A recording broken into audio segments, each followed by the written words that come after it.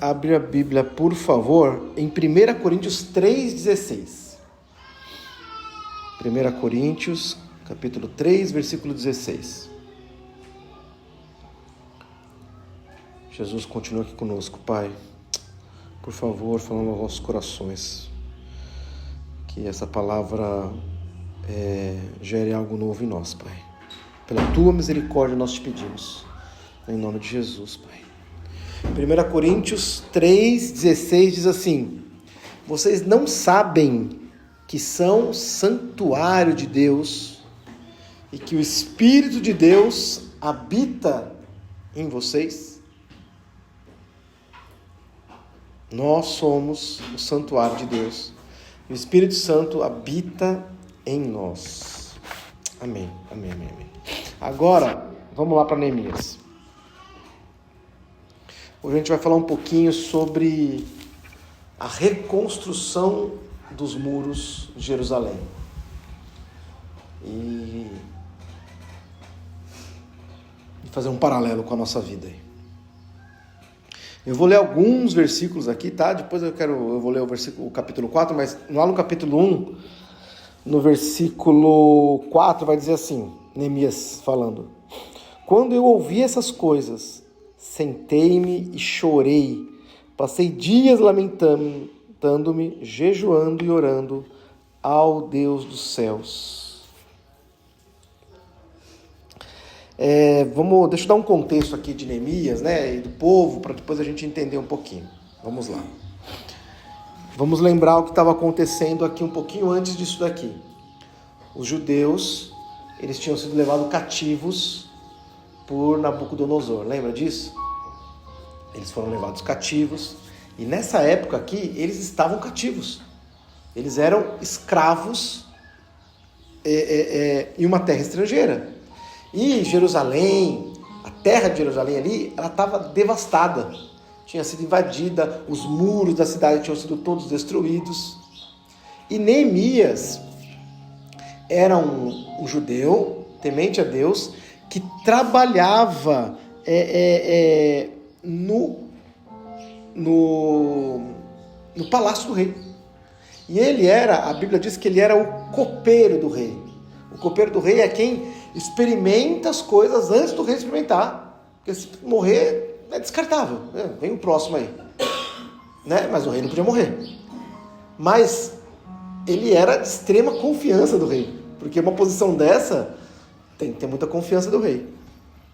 E aí a gente vai ver o seguinte. Primeira coisa, Neemias, ele estava numa posição ali que, embora fosse um escravo, ele gozava de regalias que provavelmente um escravo comum não tinha. Ele comia da mesa do rei, ele vivia no palácio, provavelmente dormia, não era num palácio, numa cama de rei, mas vivia num lugar ok, não era incomodado porque ele era um principal do rei ali, né? Tipo assim, ele tinha uma vida, dentro de todas as limitações, uma vida estável. E é exatamente esse ponto. Neemias, ele fica sabendo de como está a situação em Jerusalém. E a situação estava totalmente devastada. E aquilo incomoda ele. Aquilo gera algo novo no coração dele ali, de um incômodo, de algo ruim. Que ele falou, cara, isso precisa mudar. Isso precisa ser feito alguma coisa. A gente vê que ele não ficou alheio ao problema. Ele não ouviu aquilo e falou assim, é verdade, puxa vida, que problemão, hein? Um dia, né, quem sabe Deus não muda essa vida, essa história, né? Não, ele se incomodou a ponto de falar assim, esse negócio é comigo. Esse negócio é comigo. Esse negócio é pra mim. Ele podia ter pensado assim, cara, eu sou o copeiro. Eu não sou um construtor de muro. Sim, a minha posição tá feita aqui, tá tudo bem. Deus me honrou onde eu tô. Ele decidiu pela urgência de Deus. Sabe, Deus tinha uma urgência em restaurar os muros de Jerusalém. E se a gente olhar essa história aqui, e eu quero começar a fazer um paralelo para a nossa vida.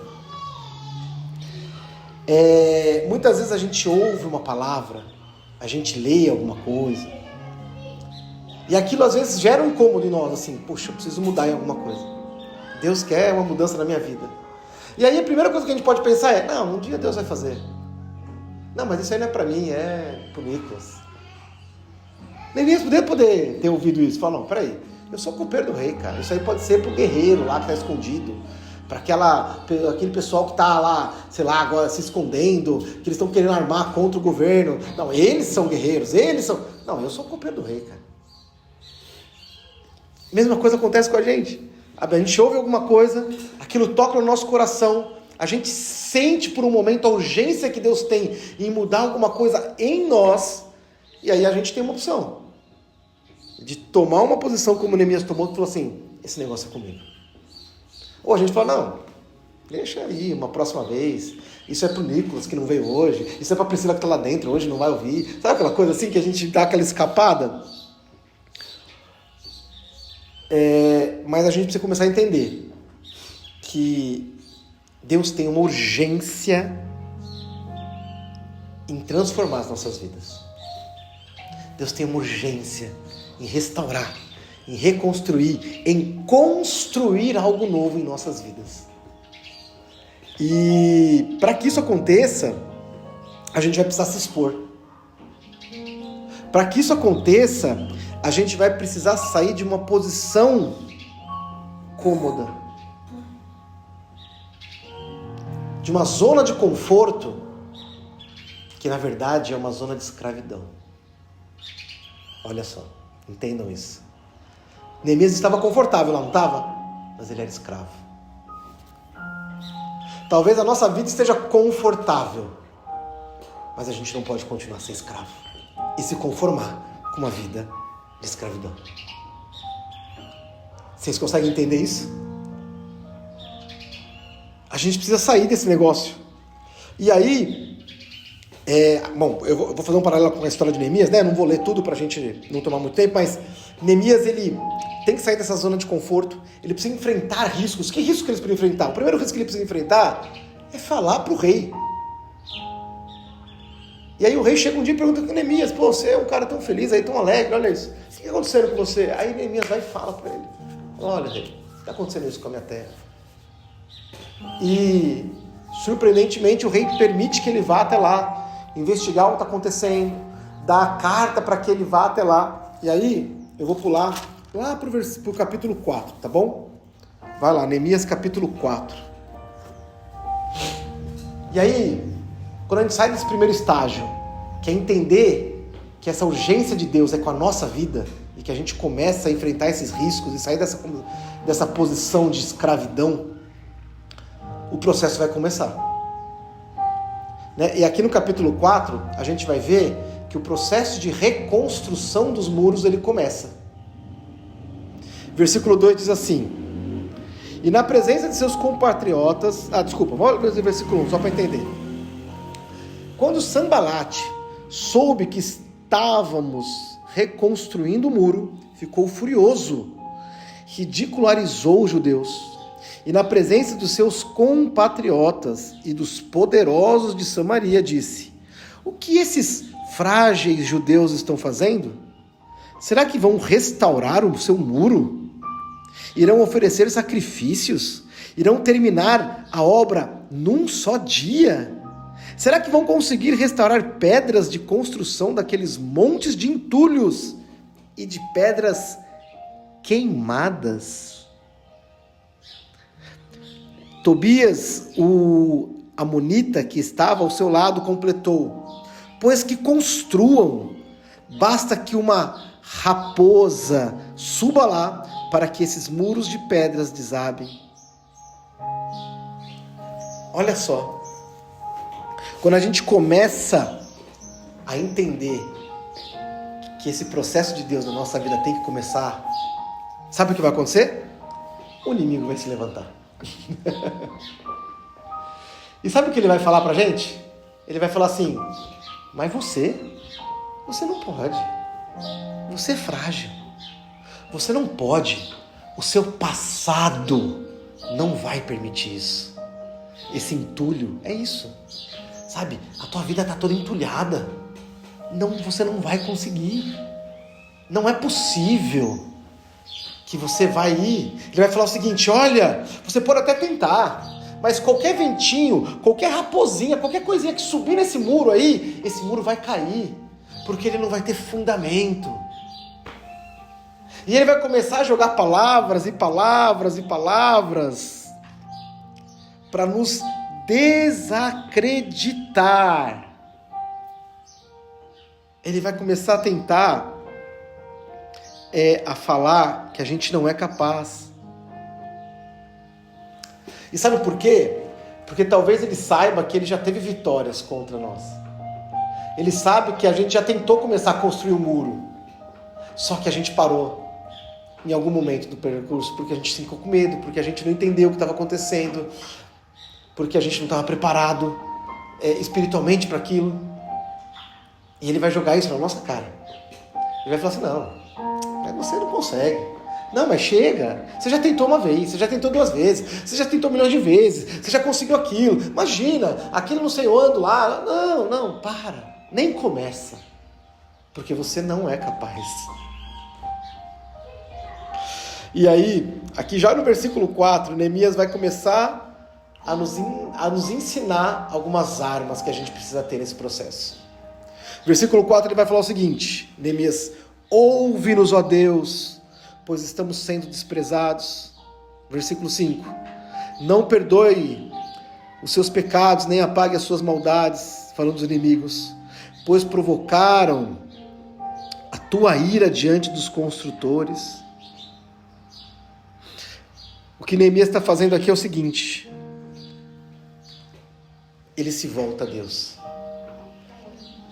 Oi? Ele começa a orar a Deus. Isso, ele começa a orar a Deus, repreendendo os seus inimigos. E aqui entenda inimigo como Satanás, entende?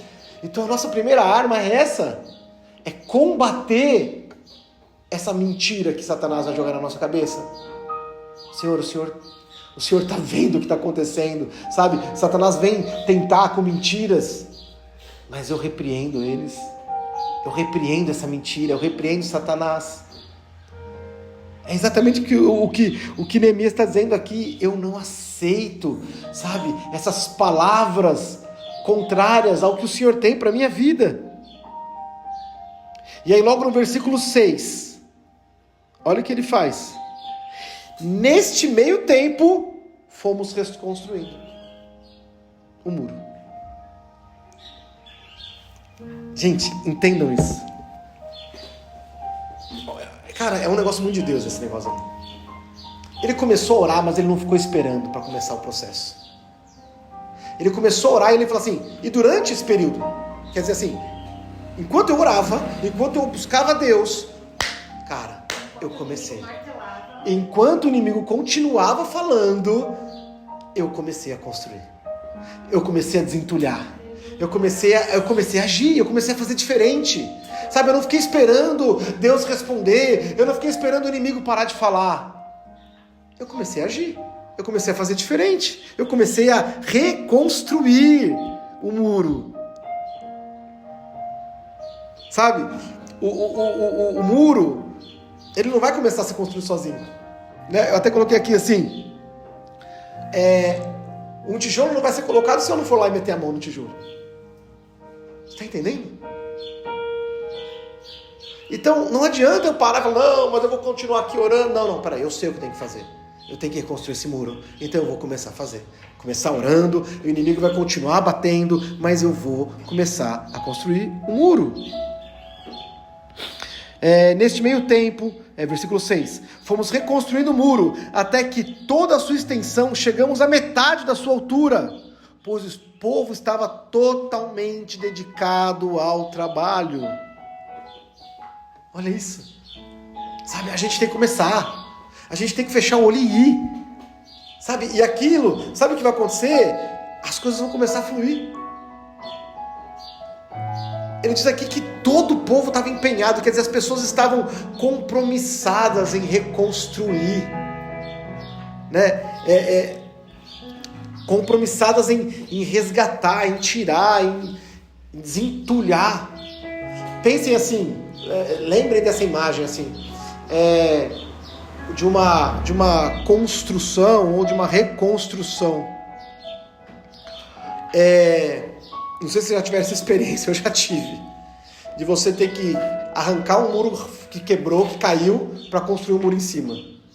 Cara, tirar um entulho é muito chato.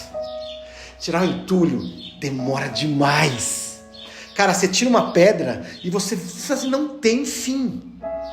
Aí vem barro junto. Aí você tira o barro, você fala, cara, é impossível, é pesado, é doloroso, é cansativo tirar o entulho, entende? É difícil demais, assim, você não vê fim, você não consegue limpar aquele espaço.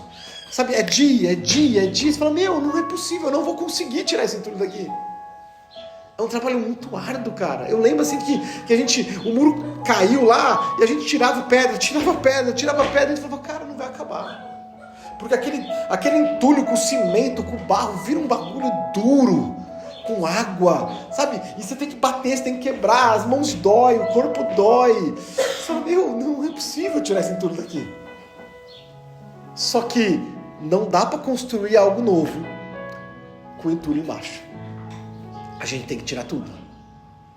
Vai doer, vai incomodar, sabe? Vai exigir esforço da nossa parte, entendam isso. A gente não está dizendo aqui, eu estou dizendo algo sobrenatural de Deus, obviamente, mas, cara, começa no esforço nosso. Sabe? Começa com a gente. Versículo 7, versículo 8. Quando, porém, Sambalate, Tobias, os árabes, os amonitas e os homens de Asdod souberam que os reparos do muro de Jerusalém tinham avançado e que as brechas estavam sendo fechadas, ficaram furiosos. Olha só, todos juntos planejaram atacar Jerusalém e causar confusão. Quando o inimigo percebe que as brechas estão sendo fechadas, ele vai ficar furioso. E ele vai armar ataques. Para quê? Para nos confundir. Para trazer confusão. Para trazer medo. E aí é nesse momento que a nossa arma tem que melhorar um pouco. Lembra que nós entendemos lá que a arma de Neemias foi oração, certo? Aí ele dá um passo para frente. Versículo 9.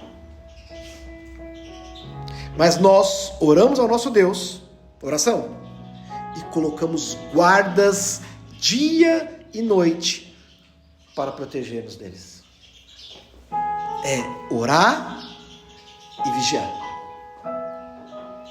É a vigilância, sabe? É permanecer atento. As coisas em nossa volta. Opa, peraí, isso não é normal. Aí você vai orar para Deus de novo. Você vai continuar construindo o muro. Você não vai parar porque as coisas estão acontecendo. Você não vai parar porque o inimigo se levantou. Você não vai parar porque as notícias chegaram e o negócio piorou. Você fala, não, peraí. Eu vou continuar construindo esse muro.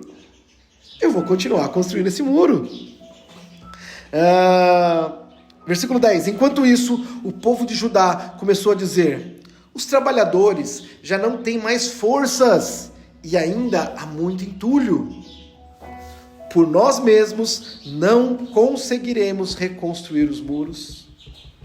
E os nossos inimigos diziam: antes que eles descubram qualquer coisa ou nos vejam, estaremos bem ali, no meio deles. Vamos matá-los e acabar com o trabalho deles. De novo, reconstruir significa desentulhar.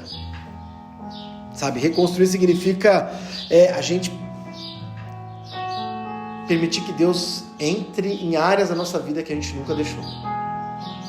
Que a gente colocou uma pedra em cima achando que ia ser suficiente para a gente poder reconstruir uma nova vida. Mas o que Deus está falando é, cara, com entulho embaixo não dá. Sabe por quê? Porque se a gente constrói em cima de um entulho e esse entulho estiver fofo, qualquer assentamento da terra, o que vai acontecer com o que está em cima? Ele racha. ele pode desmoronar. Então a gente precisa desentulhar, a gente precisa bater muito bem, a gente precisa alicerçar, fazer um alicerce firme para ir construir alguma coisa em cima. Versículo 13. Por isso, posicionei alguns do povo atrás dos pontos mais baixos do muro, nos lugares abertos, divididos por famílias, armados de espadas, lanças e arcos. Fiz uma rápida inspeção e imediatamente disse aos nobres, aos oficiais e ao restante do povo: não tenham medo deles. Lembrem-se que o Senhor é grande e temível, e lutem por seus irmãos, por seus filhos, por suas filhas, por suas mulheres e por suas casas. Primeiro, a gente precisa de estratégia. Sabe quem vai nos dar estratégia? Deus vai nos dar estratégia para essa luta. Porque é uma luta. Reconstruir alguma coisa é uma batalha. Porque Satanás, nosso inimigo, não está feliz.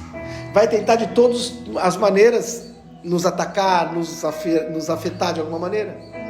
Só que o Senhor vai dar a estratégia certa para cada situação, para cada um de nós. Da mesma maneira que ele deu para Neemias colocar pessoas específicas nos lugares específicos, sabe? Para que aquilo fosse uma guarda. Aí aqui tem outra chave importante, versículo 14 que nós lemos. Nós precisamos continuamente nos avaliar. Sabe por quê? Para a gente não parar no meio do muro. A gente pode achar que porque o muro está pela metade, cara, tá bom pra caramba. Eu nunca tive a estar aqui. Cara, nunca cheguei nesse ponto. Poxa, eu tô bem, eu tô orando todo dia, eu sei lá, eu leio a Bíblia. Nossa, tá bom assim. Entende? Como Satanás é safado, assim, como ele é ardiloso.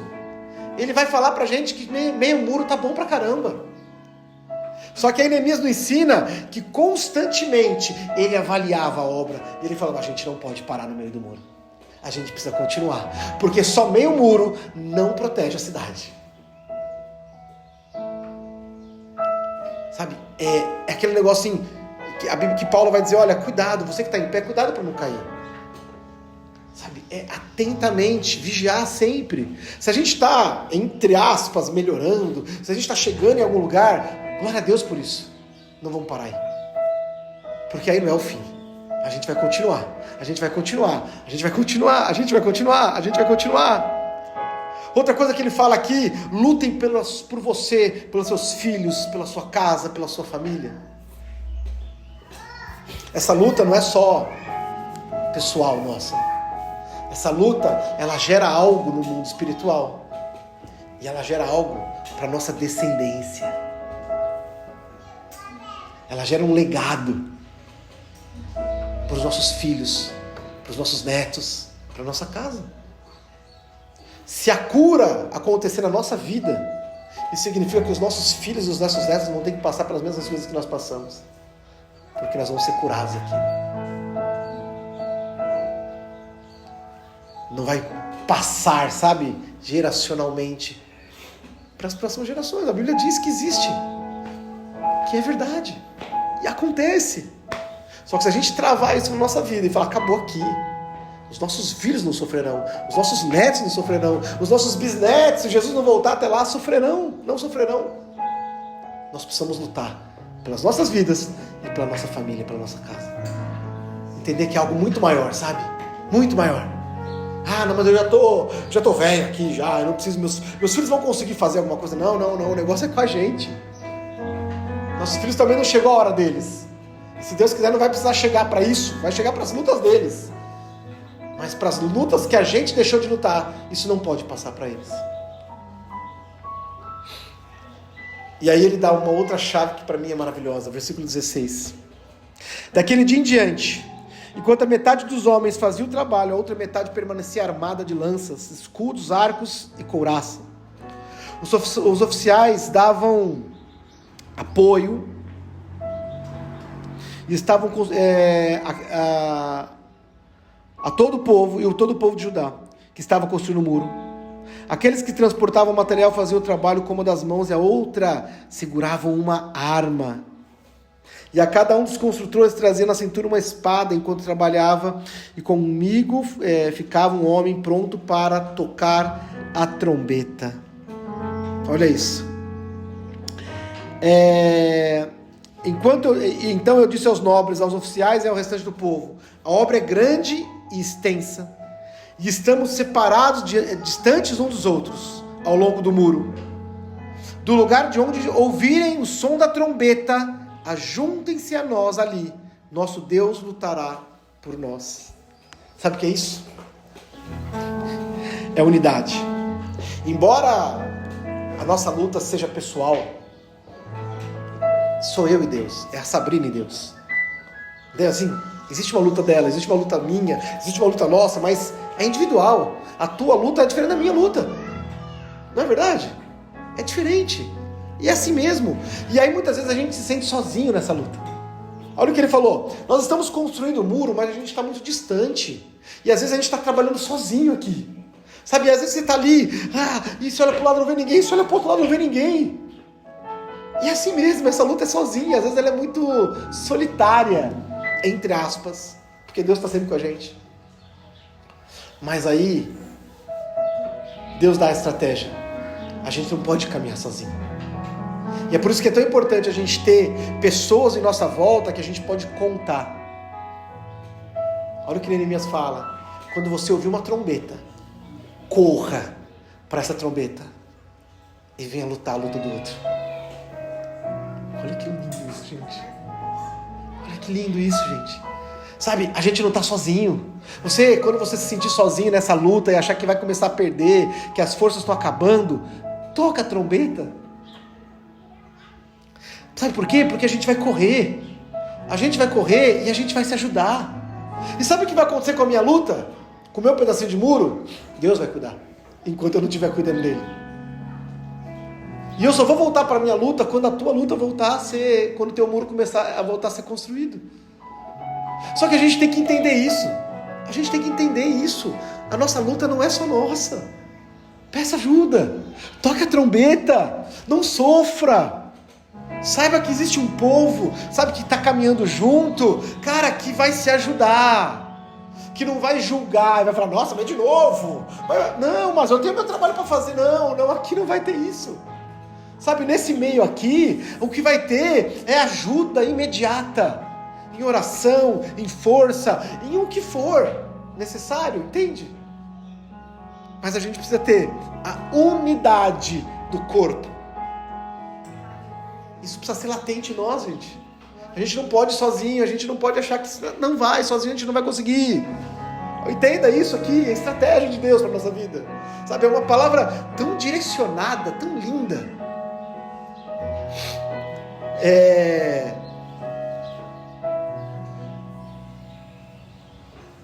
Nós precisamos aprender a lutar junto.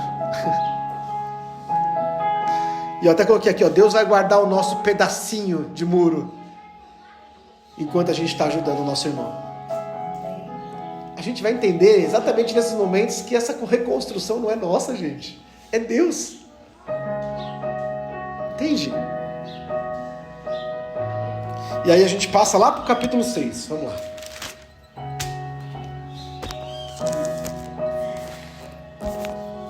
Versículo 1. Continua acompanhando comigo aí. Quando Sambalate, Tobias, Gesem, o árabe, e o restante dos nossos inimigos souberam que eu havia reconstruído o muro, e que não havia ficado nenhuma brecha, embora até então ainda não tivesse colocado as portas nos seus lugares, Sambalate e Gesem mandaram-me a seguinte mensagem: venha, vamos nos encontrar num dos povoados da planície de Ono. Eles, contudo, estavam tramando fazer-me mal. Por isso enviei-lhes mensageiros com essa resposta: estou executando um grande projeto e não posso descer. Por que parar a obra para ir ao encontro com vocês? E eles mandaram 4 vezes a mesma mensagem, e a todas eu dei a mesma resposta. Então, na quinta vez, Sanbalat mandou-me um dos seus homens de confiança com a mesma mensagem. Ele tinha na mão uma carta aberta em que estava escrito: dizem entre as nações, e Gesem diz que é verdade, que você e os judeus estão tramando uma revolta, que por isso estão reconstruindo o muro. Além disso, conforme dizem, você está na iminência de se tornar rei deles. E até nomeou profetas para fazerem de Jerusalém a seguinte proclamação ao seu respeito: há um rei em Judá. Ora, essa informação será levada ao rei, e por isso vamos conversar. Olha isso.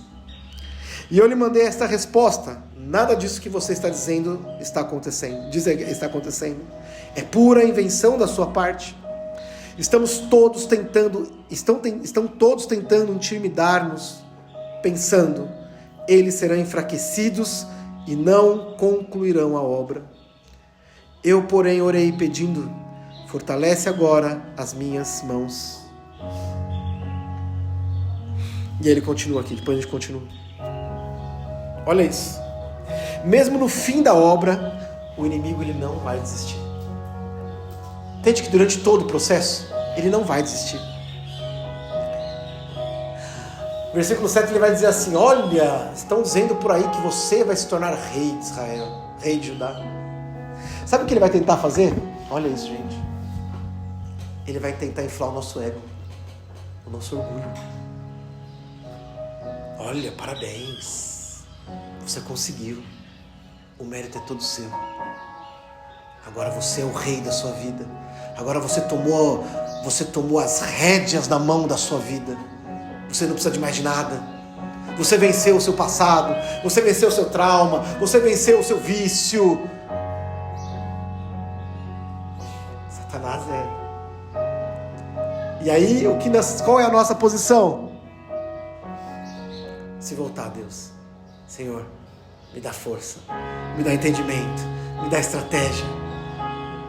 Para a gente não cair nas armadilhas de Satanás.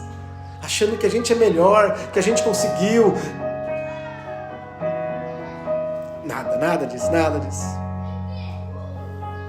Versículo 12 vai dizer assim, olha só. De capítulo 6. Percebi que Deus não o tinha enviado e que ele tinha profetizado contra mim, porque Tobias e Sanbalat o tinham contratado. Imagina isso, receber uma profecia.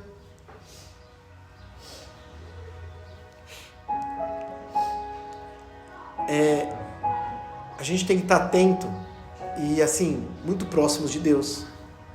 Até para que uma mentira transvestida de profecia ou de palavra de Deus não nos tire do foco. Consegue entender o que eu quero dizer? Às vezes Satanás ele vem com uma carinha de anjo, sabe? Né? A gente fala, ele não vem com 2 chifres e um tridente vermelho, que senão a gente ia assustar na hora, a gente ia expulsar rapidinho. Ele vem com carinha de cordeiro, sabe? Com palavra mansa. E a gente tem que ter o discernimento. A gente precisa buscar, porque senão a gente pode cair nisso daí. Versículo 15.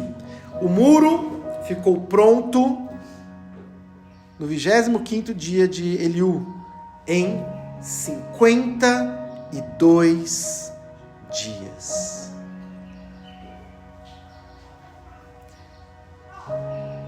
Era impossível reconstruir um muro daquela magnitude em 50 dias. É impossível. Uma casa desse tamanho aqui, ó, que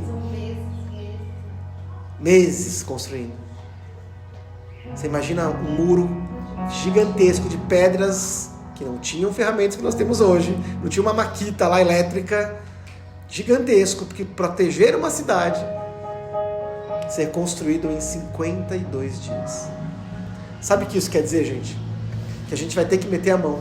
O nosso esforço vai estar lá, mas o resultado, a gente vai olhar e vai falar assim, foi Deus que fez. Aí vem o próximo versículo 16.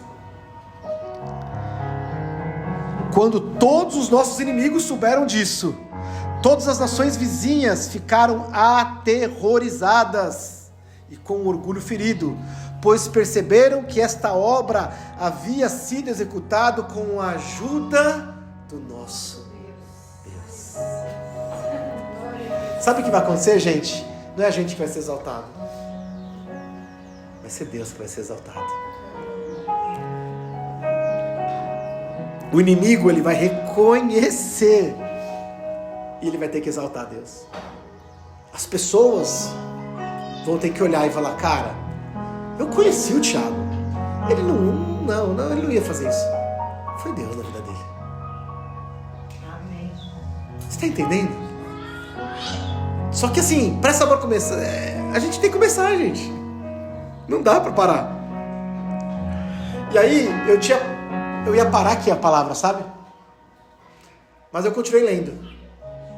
Aí lá no versículo 19 vai dizer o seguinte: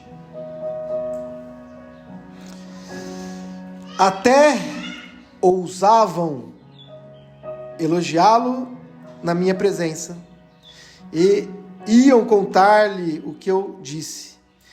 E Tobias continuou-me a enviar-me cartas para me intimidar.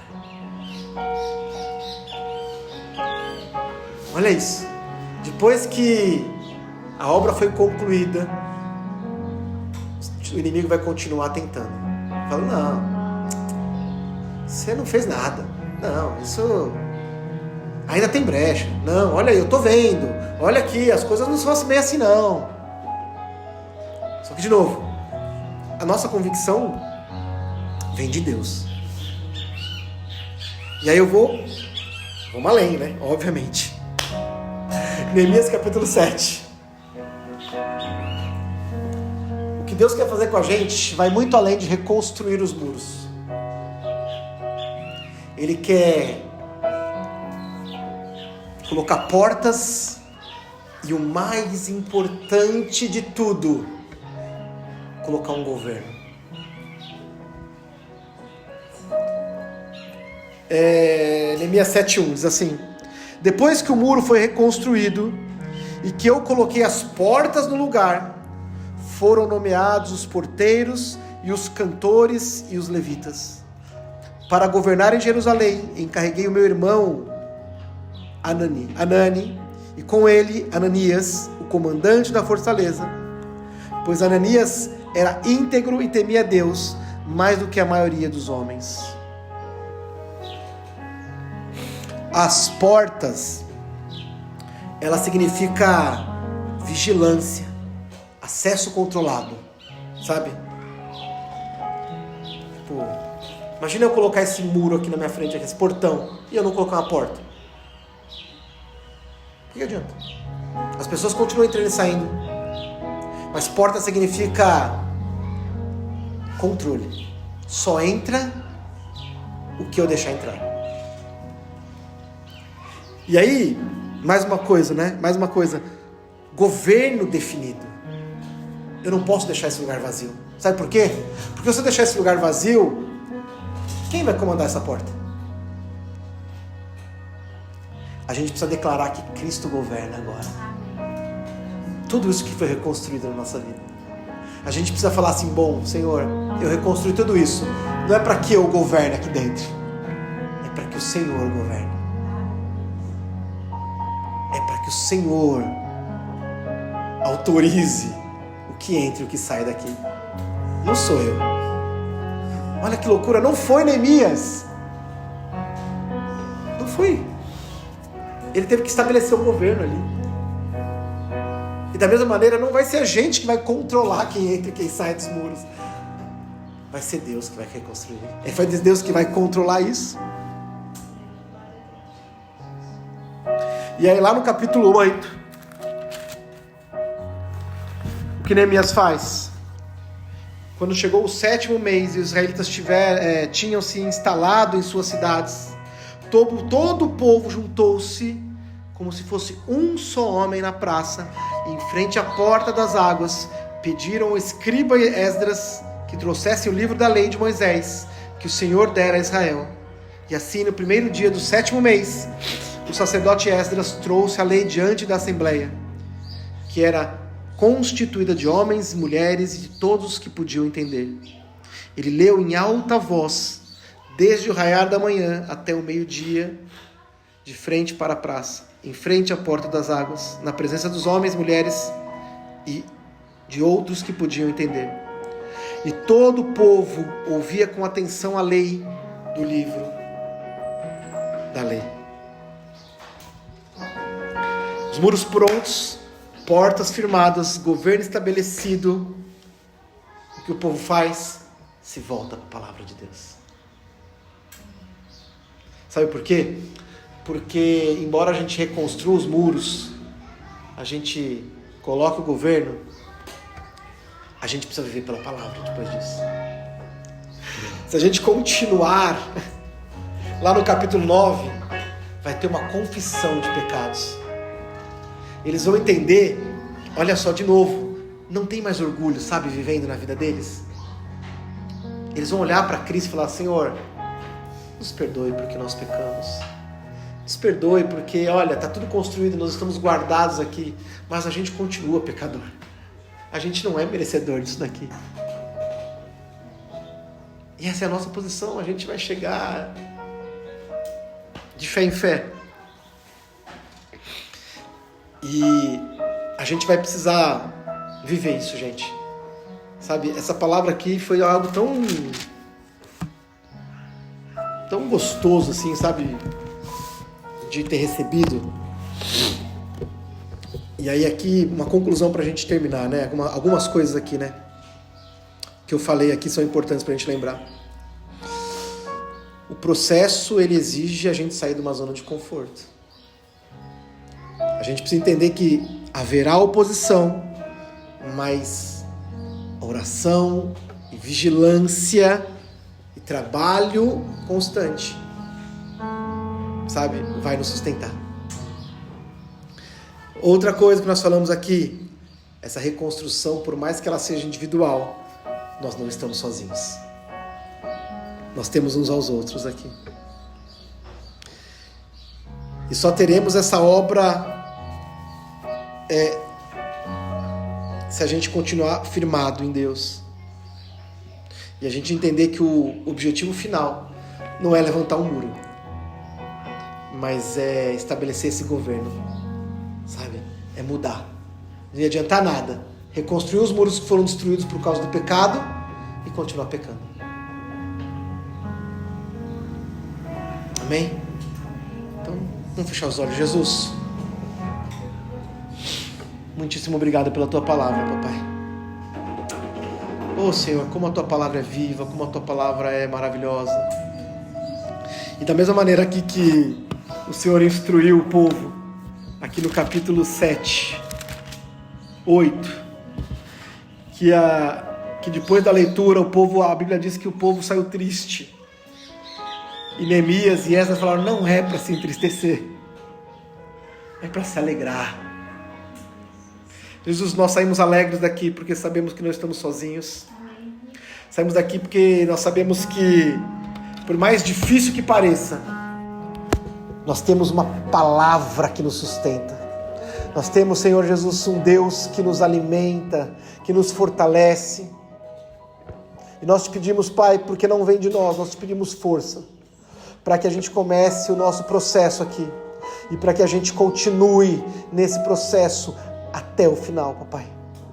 Te pedimos a Tua direção, pedimos o Teu governo, te pedimos, meu Pai, a Tua estratégia, Pai.